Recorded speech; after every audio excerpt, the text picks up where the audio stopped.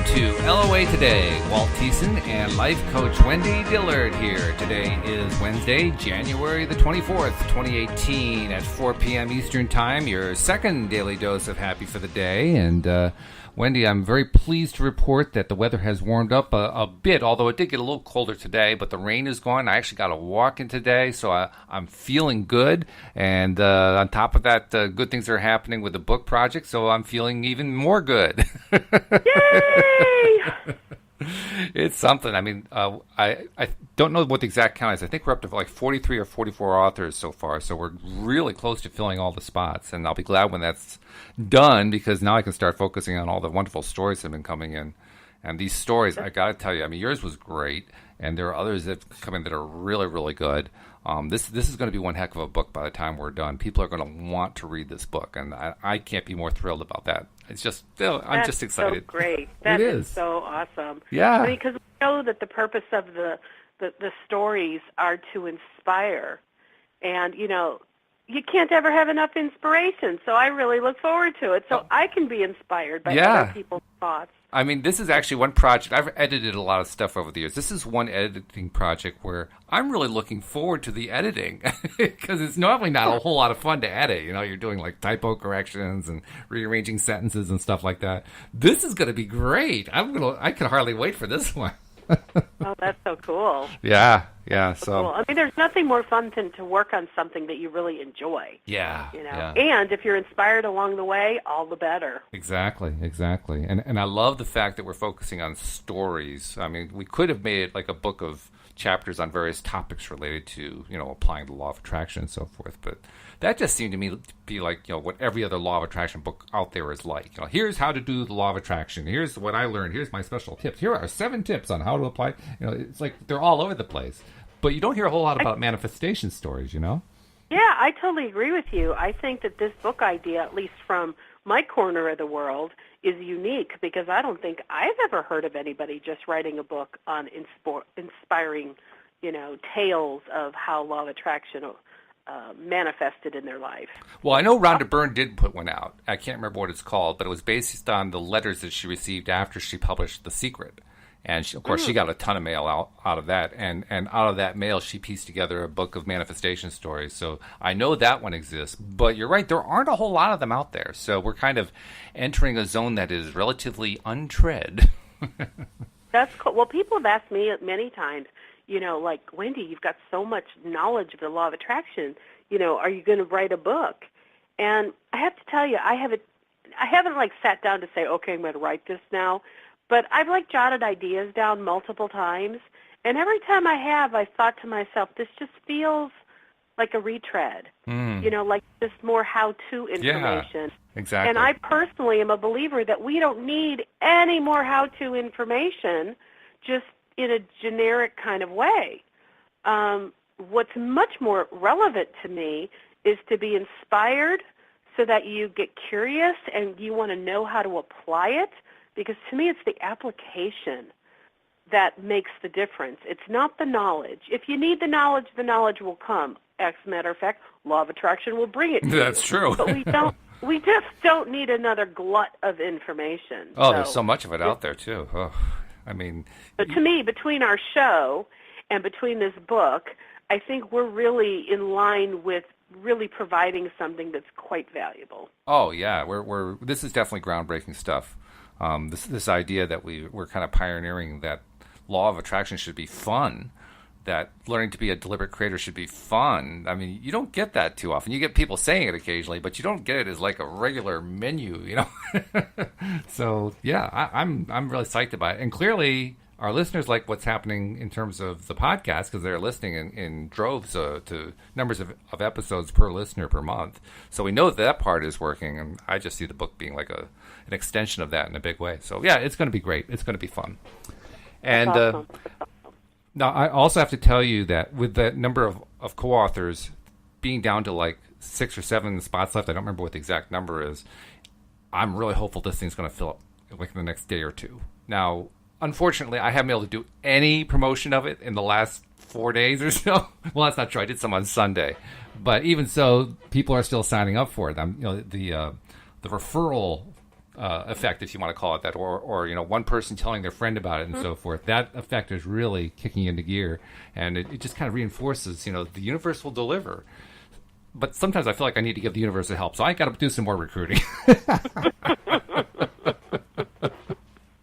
Well, and the best thing is if there's more action required on your part, when you get that nudge to do it, then you know it's the right thing to do. Oh, yeah, yeah.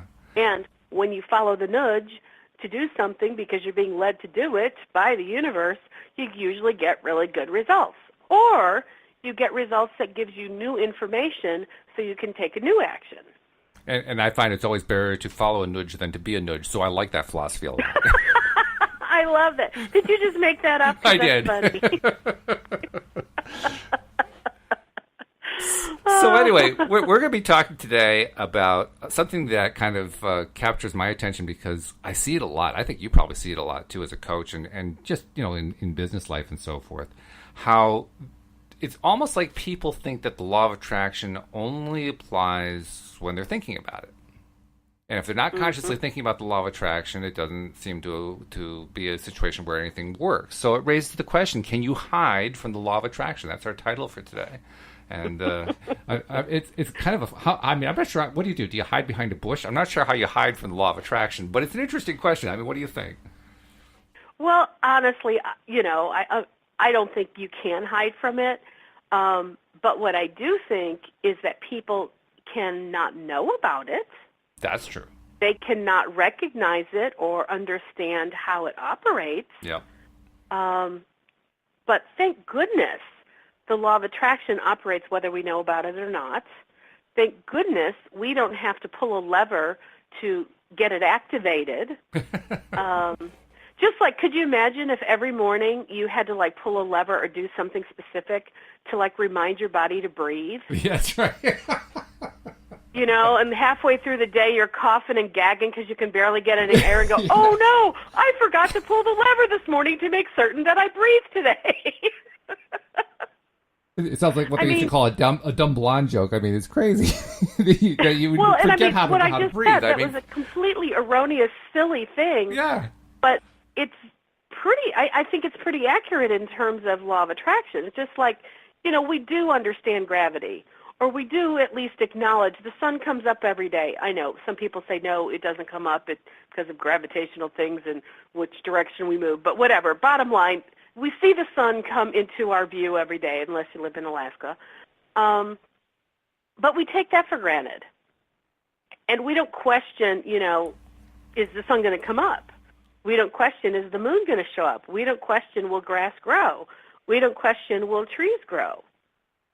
These are things we don't question, and thank goodness we don't have to press levers to make all those things happen. And I think law of attraction is kind of in that same vein. It just is. And yet there is a definite prevailing view, shall we call it? I'm not sure if it's a conscious view, but you see it a lot, particularly among people who are just learning how to deliberately create. And they talk about how they're trying to deliberately create something, and they put it out there, and they had all kinds of emotion behind it, and then they focus on all this other stuff that doesn't really work well with it, or in some cases works against it. And then they claim, well, I don't understand why it isn't working. But they seriously don't see that they're blocking it in any way. And they don't see that this other stuff is actually also LOA applicable. They just see it as well, that's just other stuff that I do. It has nothing to do with law of attraction. And to me, the false premise in that kind of thinking is that you or we as humans actually have the ability to make law of attraction work or not work. Good point. Because the point is, it's always at work. So really what we're talking about is wanting to utilize what already is in a deliberate way. Yeah, I mean, that would be kind of like saying, I'm going to make gravity force the car to fall off the cliff. Yeah, you don't have to do that. No, I mean, the car can fall off the cliff, but you don't have to actually make it fall off the cliff. It just kind of falls. No. Yeah. And hopefully it doesn't fall off the cliff at all. Yeah. You work with the law of gravity, which is if you push a very heavy object over a space where there's nothing to hold it up, it's going to fall. Yeah. But It's like the you Monty know, Python joke. There was a Monty Python joke that I used to love a lot. It was like a little skit. One guy's interviewing another guy because this other guy claims that he knows how to put bricks to sleep. And the other guy says, "Oh, sure, yeah, I've been doing that for years." And the interviewer says, "Well, could you give us a demonstration?" The guy says, "Well, sure, okay." And so the interviewer brings out a brick and puts it down on the table and says, "Okay, put this brick to sleep." And the guy says, "Well, that one's already asleep."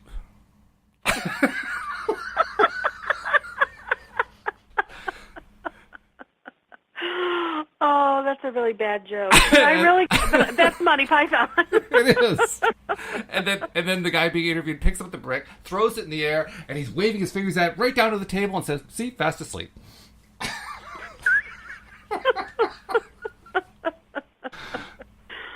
Oh, that's funny. So imagine if you tried to apply the law of attraction in the same way. You try to make the law of attraction put the brick to sleep. I mean, it just doesn't even make any sense when you look at it that way. But, I think there is a lot of misunderstanding about what law of attraction is and what it isn't. And, I got a really great question from my mom yesterday in an email. So, Mom, if you're listening, hi. She asked me if law of attraction was the same thing as focus. And I thought that was a really, really intelligent question. It is, sure. If you don't understand, that is a very good question. It makes a lot of sense. And my response was basically yes. Law of attraction could be equated with focus because when you focus your attention on something, law of attraction really takes hold of it and helps to bring it about. But then, of course, there's still that question of, are you even aware of what you're really focused on? Mm-hmm. Because we might mentally think we're focused on one thing, but if our emotions are actually focused on the opposite of it because we really want this thing really, really bad, that we're using our words to say, I really, really want this thing.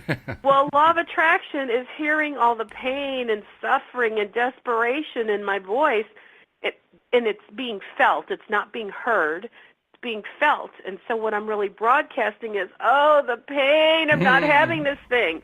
That's what's being broadcast into the universe, and so then, therefore, I'm going to get more of this pain of not having this thing. Mm-hmm. Yeah. And so, yes, we can focus all day long on something, and we're going to get a result. Law of attraction is going to make certain we get a result when we're really intensely focused on something. And this, to me, is kind of to use the illustration you had earlier. This is where somebody might say, see, it doesn't work. Right. Because I was really focusing on, getting this new thing, and it didn't ever show up. Mm-hmm. But if you use my example where the words are saying one thing, but the feeling of desperation is sending the broadcast signal of something else, well, no, law of attraction worked. It just, when the user of law of attraction didn't understand, it appeared as though it didn't work. Mm-hmm. But it was working. Or to put it another way, when the result arrived, the user didn't recognize it. Not the user, but the person trying to implement it didn't recognize that it had shown up because it wasn't what they were expecting. Right. But what they expected was the thing that they so badly wanted was going to show up. So they figured, well, if it didn't show up, then it didn't work. If something else for doesn't them, show up, it's really, if it didn't show up the way they had the expectation for it to, yeah. or how they thought it should, or how Right. they thought based on what words they were asserting it should show up this way. But, I like to work with a simpler model, which is whatever shows up in your life is there because of law of attraction, mm-hmm. and it also lets you know what you have been focusing on. Yeah. Yeah, that's So good. if you have circumstances that are showing up that are really not pleasant, then regardless of what words you think you're using to bring something about, law of attraction is actually saying to you, hey, what you're focused on is what you don't want, and that's why you keep getting more of what you don't want. Yeah, exactly right. And as I think about it, the whole phenomenon of deliberate creation, particularly in the early stages of learning how to do it, it basically sets us up for an expectation that we really shouldn't have, but we do tend to have as human beings. And that expectation is, I am deliberately creating right now, so therefore I am activating the law of attraction. And as long as I do that, I shall get the thing that I have in mind. I may not have any clear, correlation between what I'm trying to attract and what I'm feeling, as you pointed out. That doesn't really work too well. But nevertheless, I may not have that kind of correlation. But nevertheless, I'm focusing on it. And that approach certainly makes sense from the perspective of anybody trying to do it for the first time. But what it omits is, well, what are you thinking about the rest of the time? What are you feeling the rest of the time?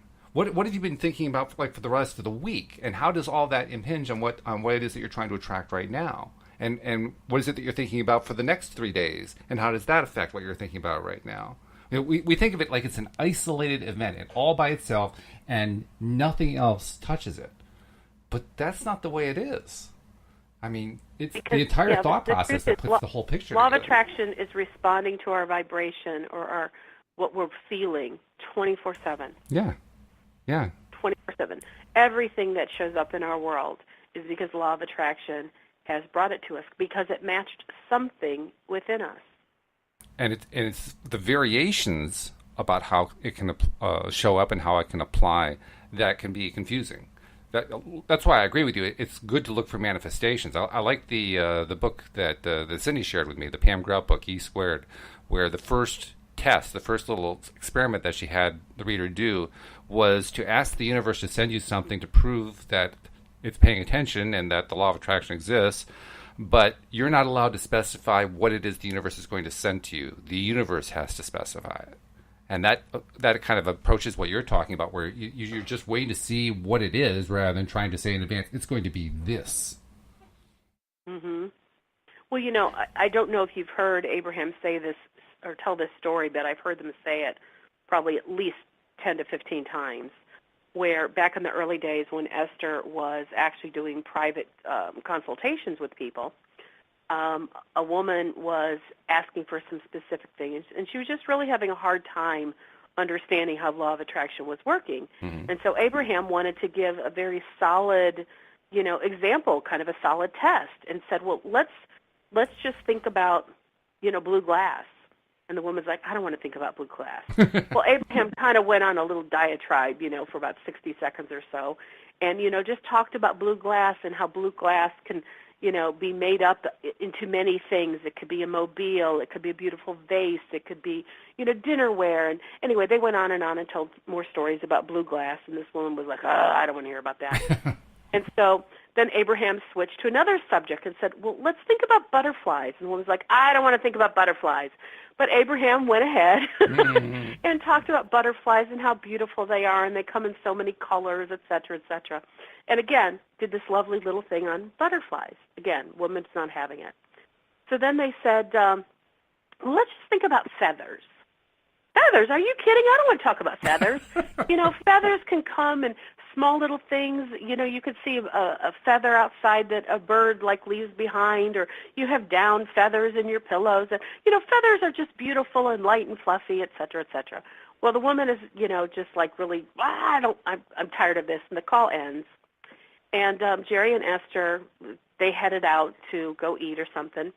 And as they were coming out of the restaurant, they're walking down this little area where there's some shopping places, and Esther goes, I just want to go in this shop. And Jerry's like, really, Esther? She goes, I don't know why. I just want to go in there.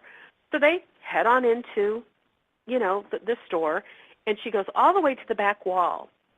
And she's just staring at these different things. And what was there was a whole wall of things in blue glass. Uh-huh. Esther didn't know why she was seeing all this stuff, and she looked at Jerry and she goes, okay, well, it's a bunch of blue glass stuff. Don't really need or want anything, but okay. And so they walked out.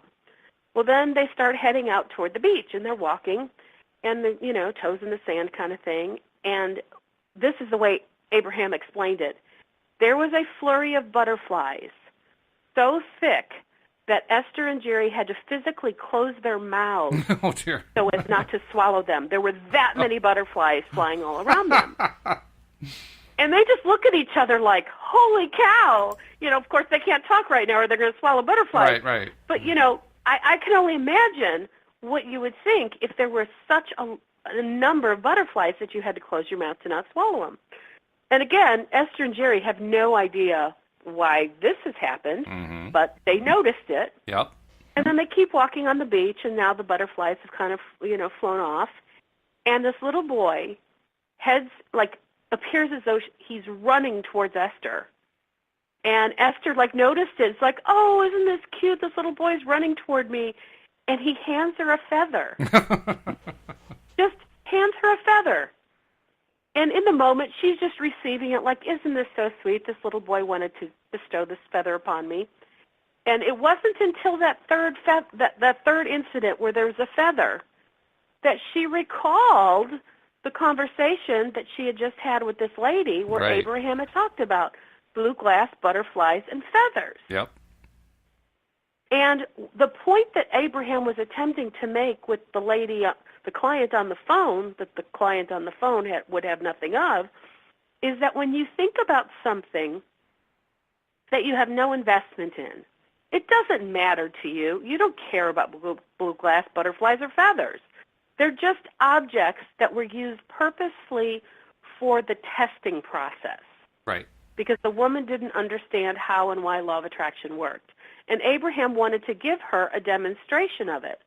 Now, I have a feeling on her end, she may have actually experienced the blue glass, the butterflies, and the feathers, but we'll never know because that wasn't part of the story anymore.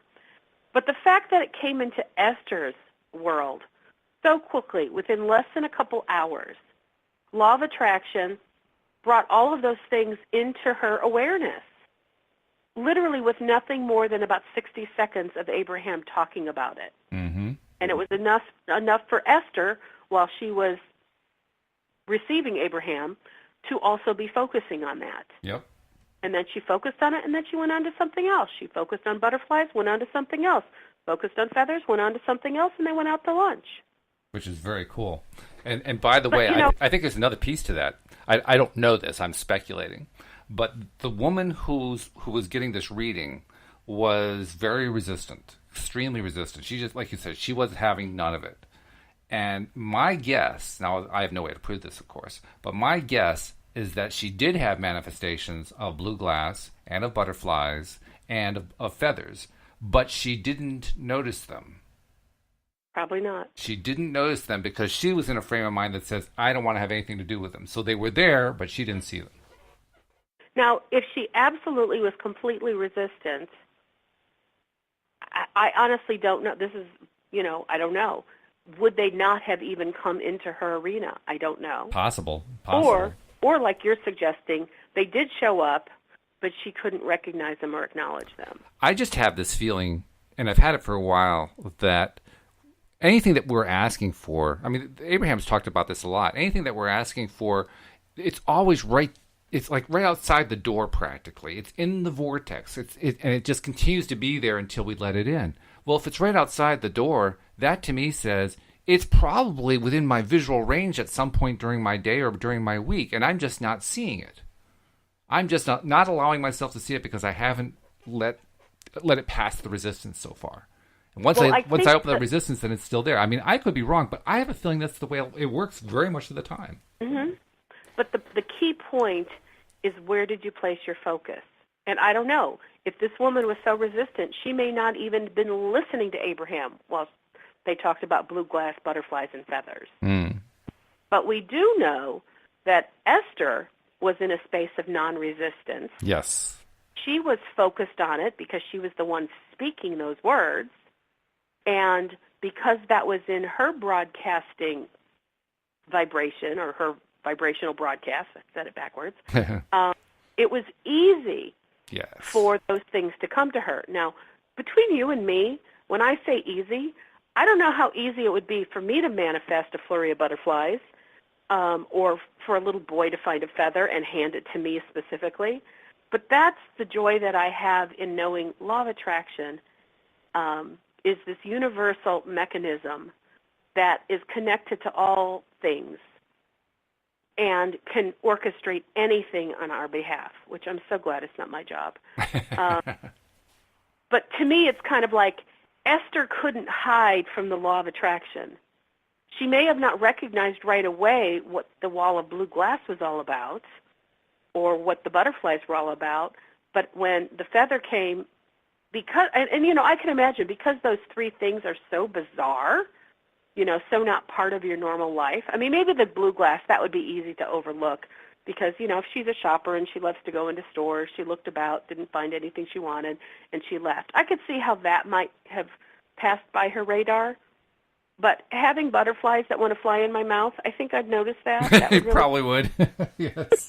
And having somebody run up to me that I don't know and hand me a gift, you know, that would catch my attention. So the second two, I think, really did catch her attention, and that's what caused her to go, oh, wow. Right. That's exactly what Abraham was I talking think about so. today. I think so, in a very big way. I'll tell you what, I mean, I love stories like that. In fact, the feather one reminded me of an example from the Richard Bach novel, Illusions, from the 1970s, in which the two main protagonists actually get involved in attracting a blue feather. And what actually shows up isn't so much a blue feather, it's a milk carton that says Blue Feather Dairies on it, but the guy who's trying to attract says, oh, wow, I got it. Which was really kind of a funny little story. But I'm not as amazed by that as I am by what Abraham followers now take for granted. That Esther Hicks can voice Abraham. I never lose my amazement over that. Because it's one of those things, you either believe it or you don't. You either believe that she really is channeling this collection of non-physical beings called Abraham, or you think that she's, you know, a hoax or just making it all up or something like that.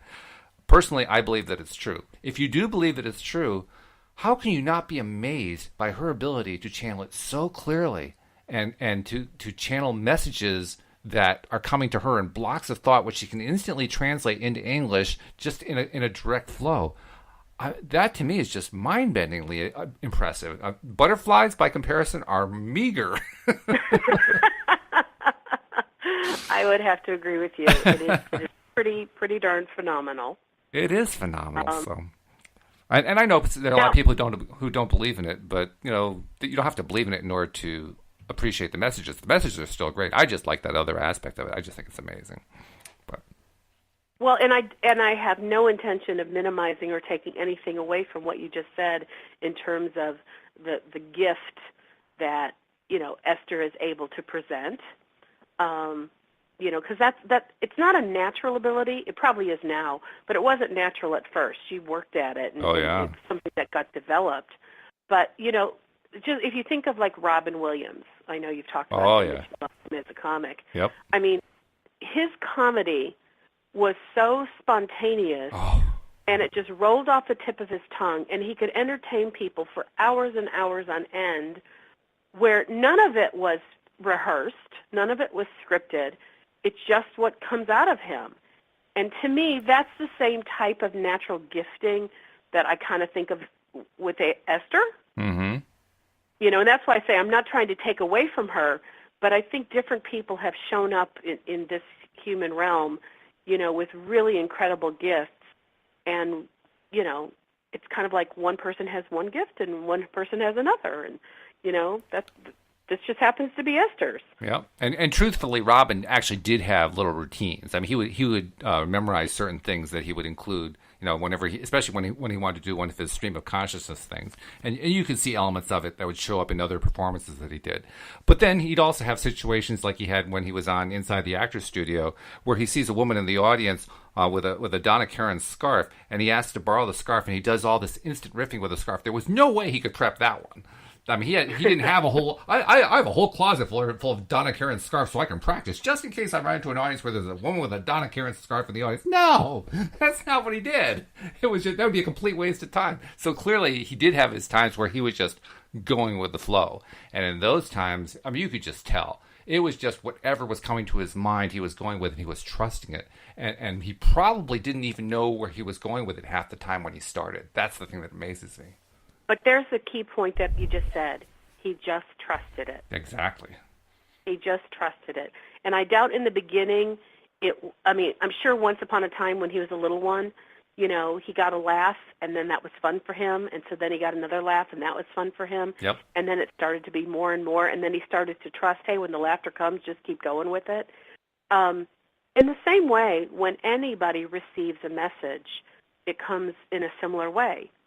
Like when I get messages quite often, and I just trust them now. Mm-hmm. Did I 20, 30, 40 years ago? Heck no. Would have I have even been aware that information was even being received by me? Heck no. But over time, I started to test and pay attention and then trust.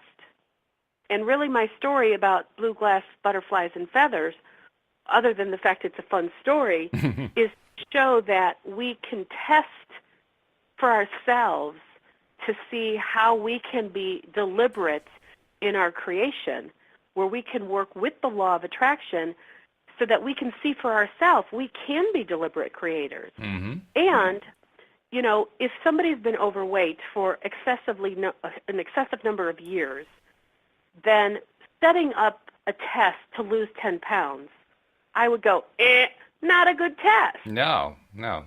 If you have $0 in the bank and you have been poor most of your life, then to set up a test like, okay, $1,000, I want $1,000 by the end of this week, again, I'd say, not a good test. Because there's so much built-in resistance on those things. That's right. Which is the very reason Abraham had the wisdom to suggest blue glass butterflies and feathers, because she knew that the woman could care less about those things. There was no resistance in her being about blue glass butterflies and feathers. Now, ironically, by the time she was done with the call, she probably had a resistance on all three of those. Yeah, that's right. Because Abraham wouldn't talk about what she wanted to talk about. Right. So, I like to say, if you want to test your own co-creative ability with the law of attraction, pick something that's just arbitrary, something that's random. Even if it's like, I'd love to see orange leaves in the summertime, because normally you see orange leaves in the fall. Mm-hmm. If you think about orange leaves. Now, you may not see them outside, but like you suggested, the blue feather on a milk carton. Yeah, right. Just come up with anything, and you'd be surprised at how things can show up. Mm-hmm. Like bluebirds. If you just focus on bluebirds for a little while and how cute they really are and how they, just talk and think about bluebirds and go, I'd love to see a bluebird. Wouldn't that be fun? That would be a nice test. Mm-hmm. Now, that could show up in so many different ways. Yep. You could walk by a pet store and see birds in there, and there's a bluebird. Yep. A bluebird could actually fly onto your windowsill or show up in your tree. Yep. You might go to someone's house, and they could have a picture on the wall, and in the little corner there's some bluebirds. Mm-hmm. I mean, it can show up in so many different ways. Yep. But by suggesting the idea of bluebirds, how much resistance do you really have on that one? Yeah, not much at all. No. And it's like there's so many things that you can think about or come up with that would be like, I don't know why it just came to me, like a gold pen. A nice gold pen. Mm-hmm. That could be something you could test. And Sure. just, I'd like to manifest a gold pen in whatever shape. It doesn't even have to be something real, but you could see it. There could be a commercial on television where somebody's advertising for promotional items, and a gold pen could be one of them. Or somebody could send you a gold pen promotion in the mail. Mm-hmm. Or you could go to someone's house and just happen to notice it was sitting on their desk. Yeah. But sure. again, how much resistance do you have on a gold pen? I love this concept that you raised, though, of how much resistance is there, and particularly the examples you gave of the people who are trying to lose weight or the people who are impoverished and trying to attract money and so forth.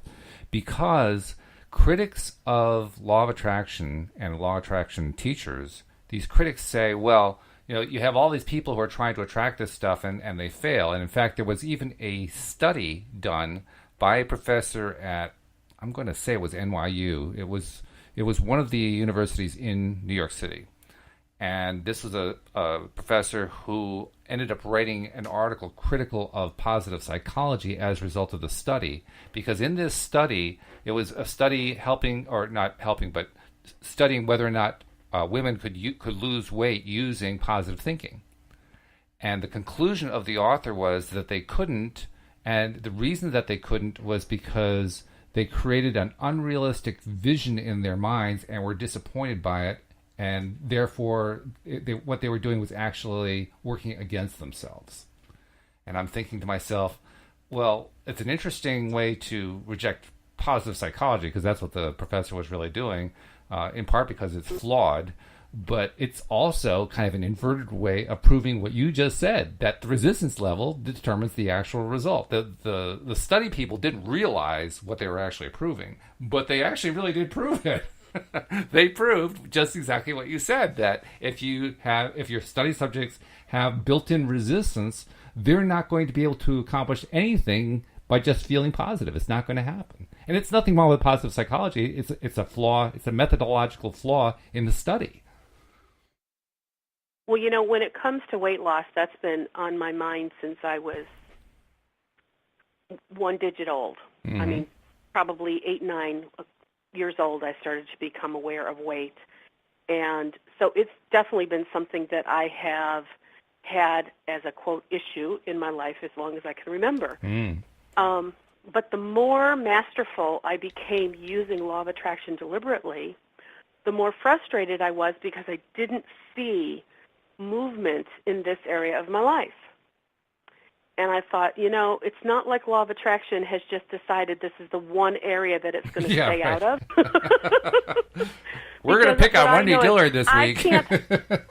I can't hide from the law of attraction even if I want to, and the law of attraction doesn't hide from me even if I wanted to. So I started looking at my life in a very different way, like what chronic thoughts, what thoughts am I thinking so habitually that are creating the resistance in my life to keep excess weight on that I don't even know or see or acknowledge because I've been thinking them for so long, I just don't even pay attention. Yeah, it's a good question. And so one little thought at a time would show up in my life where I'd go, oh my God, you know what? I think this all the time. Or here's this silly thing that I do constantly, and I didn't even realize it. And right now in this moment, thank goodness, thank goodness, I can't remember one. But over the last probably 3 years, I have seen a huge shift in this thing that I call the weight loss area. But you know what, Walt? It didn't start with losing weight. Yeah. It started with changing what I think about myself and what I feel about myself and my perception about myself. It really started with my body image, not the physical weight. Mm-hmm. And that was kind of shocking to me. And what to me is like really fascinating because I was very, very self-loathing about my body and about what I looked like and what I thought it meant to other people. I thought people would go, oh, my God, she's so disgusting. So when I'd have a friend go, I don't even notice that you're overweight. I'm like, what is wrong with you? How can you not see this? And they just didn't see the world the way I did. And so I started going, I want to be able to see me the way they see me because it sure seems a whole lot nicer and kinder. And you know what? I don't loathe me anymore. And I think I'm quite beautiful now. And my size really doesn't have a whole lot to do with my own personal self-approval rating. And so that to me is just one something. And I mean, I have such a long story, and it's still an unfolding story. But what I recognized was there was so much resistance. Yeah. Because this had been something that I'd been working on to change since I was like 8 years old. Mm-hmm. Can you imagine I went through all of junior high, high school, college, then my early years in my 20s as I'm developing, my identity and going off into the work world, right, et cetera, et cetera, et cetera. I was carrying this resistance and then multiplying it, magnifying it, and making it worse. Yeah, sure. Not to mention, we've talked in the past, the more attention you give to something and the more the law of attraction brings more of it to you, you start to create a momentum that is unceasing. Yes. And with as many decades as I had resistance on this subject, oh my God, the momentum was just tremendous. And so teaching myself and allowing myself to slow down the momentum and recognize thoughts that are not serving me, and then finding replacement thoughts that serve me better, has been quite a, I won't even say challenge, it's really been fun. It truly has been fun because I feel like I'm on a different side of the equation now. Well, that's good. I'm no longer resisting, oh my God, why is my body still overweight? Mm-hmm. Now I'm in the pleasure side of, oh my gosh, I feel so much better about who I am, what I look like, and I know that the scale is got to change. That's just, to me, that's a law. Mm. And I was sharing with a friend a while back how I'd lost a lot of weight, and then, the typical thing is you gain it back, and so I'd lost 60 pounds, and then I gained back 20, which to me was very normal, typical for my lifestyle of gaining and losing. And then not for the life of me, as I'm going through all these internal changes about my own perception, the scale did not budge. I stayed within a 2-pound range for a year and a half. Yeah. Now, I got to tell you, not even thin people can usually stay in a 2-pound range. That's pretty unusual. And so I thought about that in a positive way, and I went, look what my body is able to do. It didn't matter if I starved myself or if I was a glutton. I still stayed within that 2-pound range. Mm. So I was working on just some what I call food rules, because I had a negative food rule about everything and anything, and that was another area where I went, well, my God, no wonder I don't know what to do or think, because every time I think to eat anything, I have some negative internal programming that it's all wrong. Mm-hmm. So all I can tell you is at some point in the last couple months, my 2-pound range has shifted down 2 pounds. Okay. Now I'm in a lower 2-pound range. Yeah, right. And when Christmas came, I ate all sorts of things, and I did it purposely because I wanted to test all my new stuff, all my new thinkings. And I'll be darned if I didn't stay within the 2-pound range. Mm-hmm.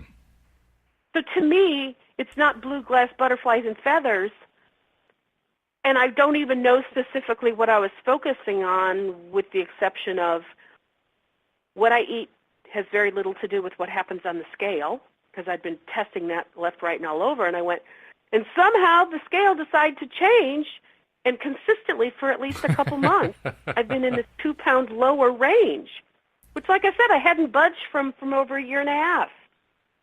And of course, it's not the scale. You know, it's not the scale. I'm sure you do. You do know that. No, but it seems like it. It seems like it. Yeah.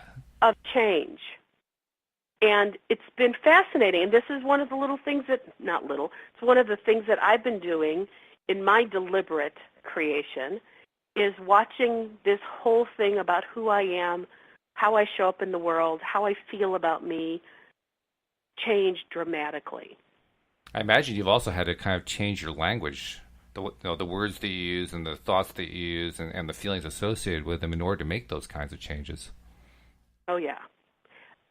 But the biggest thing was I was changing my internal languaging, because a lot of what was going on, a lot of where the resistance was coming from, were things that I never allowed out of my mouth. Mm. They were just things I thought every day. Oh, yeah. And they were filled with shame, which is why, especially shame thoughts you don't say out loud. Of course. I had a whole bunch of them that I just never said out loud. Yeah, yeah.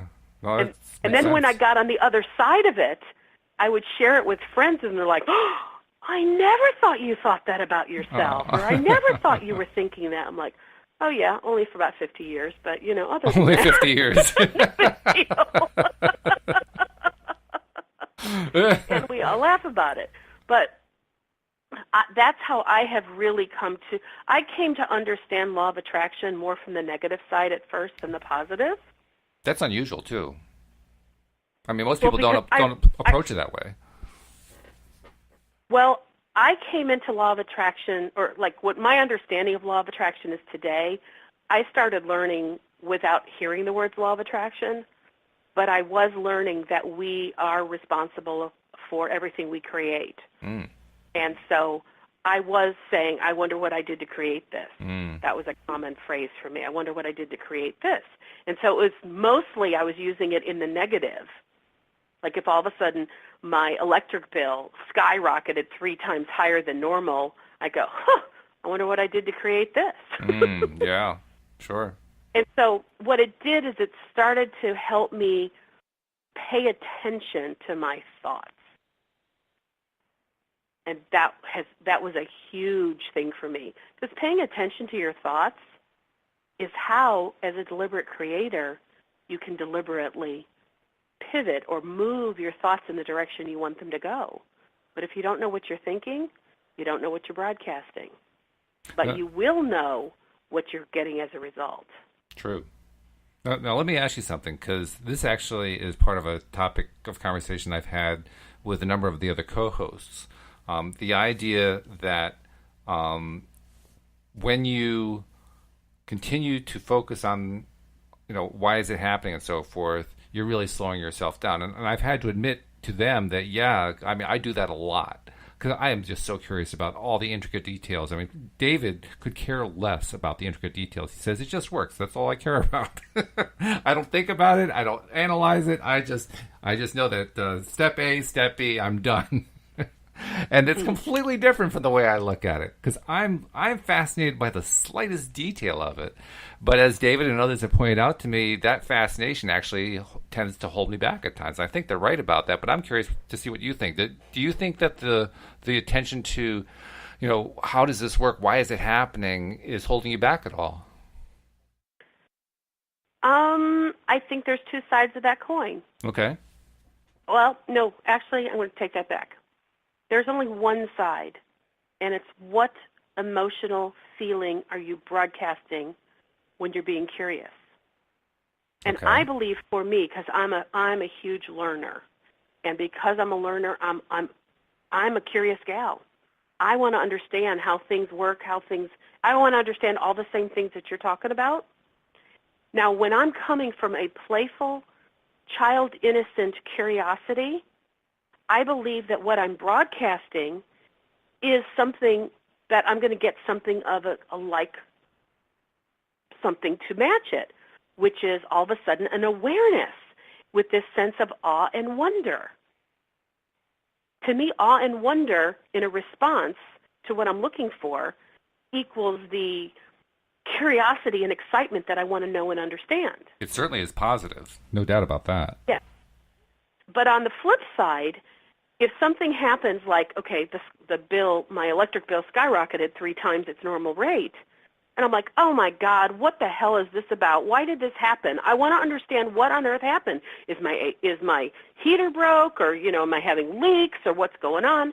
Now, obviously, the tone of my voice easily gave away what I was broadcasting. Sure. I'm frustrated, I'm angry, I'm mad. Well, now the law of attraction is going to bring me more of that. So I think when the other co-hosts are talking about, asking why could bring you down, well, it could, but it might not. It all depends on how you're feeling when you're putting out the question, I want to understand why. Why? Yeah, that's a really good point. That's really good, because I can kind of look back on my own experience with trying to understand stuff and know that there were times when I was asking why with a feeling of desperation, and other times where I was just asking why with like I'm curious, I don't get this. Like, how can that be? Please, somebody explain it to me. I just don't get it. It's a different feeling entirely.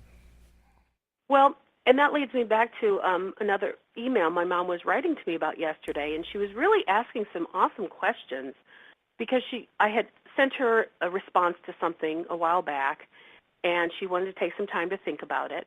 And one of the things I commented was that I said something like, if you never told anybody ever again that you felt sick, you would actually start to see movement in a positive direction in your life. Mm-hmm. Because every time she's not feeling good, she tends to tell that to whoever's around. Right, yeah. So, like, if you were to go back through the emails that I've received from her, I would say probably 85% of them have something in there having to do with negative physical symptoms. She just tends to talk about it a lot. And in that respect, I was wanting to suggest that she edit that kind of information when she's writing to me or talking to anyone, because in that case, I know when she's talking about it, she's wanting you to know the pain and agony of how bad she feels. Okay. And so that I know is not broadcasting a positive signal. But what she was saying in her email was something like, but I keep hearing that it's really good to let go of this stuff and to release it, and you're only sick as your secrets, and it's good to release your pain. And so she's like, I'm really wanting to express it and let it out. And I responded, and I'm like, yeah, I can see how this would be conflicting information. Because on one side, I'm saying don't ever talk about it again, and other people are saying, go ahead and talk about it, and this is how you get rid of it. Right. My response was somewhere in the middle, but it was exactly to what I said to you. It depends on how you feel when you're saying it. Mm-hmm. Yes. Now, you heard me talk starting last week, in a little bit of this week, of the head cold that I had. Right, yes. And I was very clear that if I chose to broadcast that information, that I did not want to broadcast it in a way that I was saying, oh, God, well, yeah, I got sick just like everybody else. The flu season's going around, and I got swept up in the vortex of the flu season. Oh, what a miserable thing. No, that was not. As a matter of fact, how I talked about it each day, it was my win. That's right, yeah. Because I learned something from it. I learned how to recognize, wow, I'm getting these symptoms, and I'm trying to deny them. So what did I do? I let go. And when I let go, I felt better, and I knew the resistance was gone. So sure, I was talking about a head cold that some people would go, oh, that's a negative thing. But I chose to speak about it in how I wanted to view it. I wanted to view it as, you know what, my body is an incredible creation. It knows exactly what to do with this symptomology. It knows how to bring me back to health. That's what its job is to bring me back to health. That's why I have an immune system. Mm-hmm. So if my mom wants to talk about being sick, but she can talk about it on the flip side or on the way of I'm moving toward wellness, then I say by all means go there. Yeah. Yeah, I but agree. But if you're just going to drag out a story that makes you feel bad, now you're reactivating the pain, and now you're calling more of that to you. So there's not really an easy answer of do you say it or not say it, because it's really all about what are you broadcasting when you say it. And as I think about it, when I've talked with other people about this kind of thing, and they've raised very, very similar questions, my reaction to the experience the pain or not experience the pain thing is, yes, experience the pain in order to desensitize in it. Just don't live in it. Mm-hmm. Do it once. Get rid of the pain. Release the pain. But if you keep going back to feel the pain, feel the pain, feel the pain, feel the pain, feel the pain, you're living in it. So you're actually doing the opposite of what you're hoping to do. You're not desensitizing, you're resensitizing. You're making yourself even more sensitive to it. So again, how are you using it? Are you using it as a way to release it? Then great, release it and be done with it. But don't live in it. That just works against it. Pain is just a message. It's just a message. It's just information. It's just data. But when we judge it as bad, that's where we get into the, okay, now I'm broadcasting in a negative way. Mm-hmm. Because and I think I could say this accurately. When I was talking about I had a head cold, the way I thought of it, that's just information. I was just stating what was, but I wasn't judging it as this is bad. Because when we place judgment on something, that's when we activate a whole bunch of negative feelings, and then the law of attraction goes, oh, we get those negative feelings, and it brings more of what we're judging as bad. Yeah, in short, you just weren't feeling bad about it. You didn't feel it as a bad thing. You just you felt it, but not as that. You experienced it in a different way. And I like the way you're talking about how you turned it around, because there have been times where I've talked with somebody and they said, well, what is it with this deal? Do I want to put my attention out and forget it, or do I want to keep focusing on it, or whatever? And my reaction is usually along the lines of, well, the reason people want to forget about it is that they know their tendency is to put the request out and then to start going through all kinds of thoughts about doubt and wonder and yearning and not feeling sure, and they start pulling themselves away from that real strong feeling place. So that's their way of cutting themselves off from that. But as your example points out, you don't have to have that kind of reaction. You can also alternatively have the reaction of, okay, I'm putting it out there and I'm going to find all these ways to feel good about it. So I'm not going to go into a decline. If anything, I'm going to go into an increase. You can. Mm-hmm. It just depends on the way you decide to feel about it and to look at it and to focus what you're feeling inside upon. So again, it's a choice. What are we choosing to focus on? That's what I loved about the way that you approached it, and I can see how. I mean, you apparently have had a lot of resistance where weight is concerned. You're learning how to root out that resistance and get it out of the way and get to the point where you're thinking about yourself as like a thin person, as a person who's feeling good about it and all that kind of stuff. And I love that. I love that you're doing that. Well, and I had, and here's the cool thing is I love what I'll call amnesia in the respect that there are thoughts I've been thinking for so long, but when I get a new thought that replaces the thought that has not served me, I start to have amnesia over the thing I used to think, even if I thought it for 50 years. That's cool. So, I'm not a natural journaler unless I feel led to journal, and sometimes I'm glad because if I go back and read journals that I did from years ago, I can so easily get just pulled back into the pain of it, and then I reactivate it. Yeah. So I'm glad I don't have all the negative journals. But I will tell you that I was working on a thought that I was very aware was not serving me.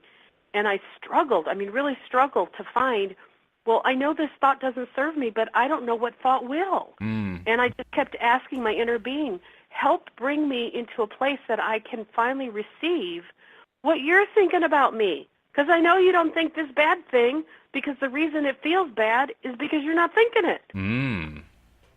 So one day I was just in a space where all of a sudden this phrase came to me, and it was, I am naturally thin. Nice. And I went, huh? Now here's what seems so funny, silly, weird about this. Those are words that I have probably said 100 million times in the past with no budge of the needle. No resistance was removed.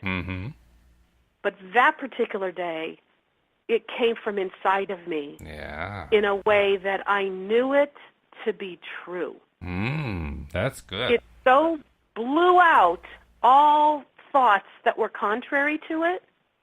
I knew that I would never think those other ugly thoughts again because I am naturally thin became the essence of who I am. And I say that with so much internal knowingness and passion. It resonates with me. It like bounces off, I feel like all corners of the universe is saying, yes, yes, yes, this is Wendy. And Wendy is naturally thin. And it does not matter what my body looks like because I know eventually my body has to end up looking like somebody who says about themselves, I am naturally thin. That's really great. That's a wonderful breakthrough. I have so much joy in that knowingness that that's not just a cute little phrase. No. It's my identity now. That's really good. I know what the old one was. My old one was that I was fat. No. I lived and breathed that as such a real thing. I would say I am fat. That was what I believed for years and years and decades. And no isn't longer. It funny? I had a hard time finding it because that's good. I am naturally thin is such a truth to me that now all the atoms and cells in my body eventually have to line up with that. And little by little, I'm letting other thoughts that don't serve me be dwarfed. And the only sad thing about being thin is that we're completely thin on time because there isn't any of it left. So oh, that was really clever, Walt. I love that. We are thin on time. This is a fun conversation. And bottom line, I don't think you can hide from the law of attraction, even if you tried. I don't think you can either. But I can promise you we're going to find new ways to explore it starting tomorrow. So please do it again with me tomorrow, okay? You got it. Let's tune all back in. All right. And we'll see you all tomorrow as well here on LOA Today. Goodbye, everybody. Bye-bye now.